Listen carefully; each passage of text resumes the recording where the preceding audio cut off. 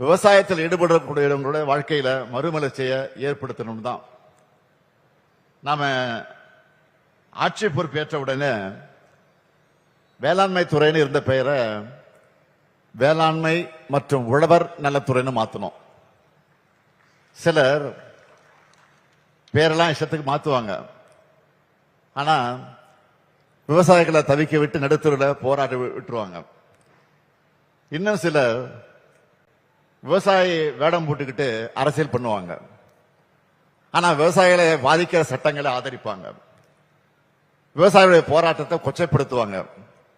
ஆனா நம்ம திராவிட மாடல் அரசுல விவசாயிகளுடைய நலனும் வளர்ச்சியும் தான் முக்கியம். அதனால்தான் பயிர் உற்பத்தி திறன் ஆகியவற்றை உயர்த்தி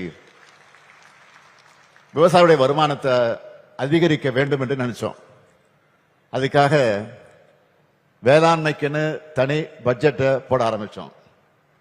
இது வரைக்கும் ஏராளமான திட்டங்கள் அறிவிச்சு 5, அதாவது அக்ரி பட்ஜெட், வேளாண்மை துறையுடைய மானியம் பட்ஜெட் 5 அக்ரி பட்ஜெட்டை தாக்கல் செஞ்சிருக்கிறோம்.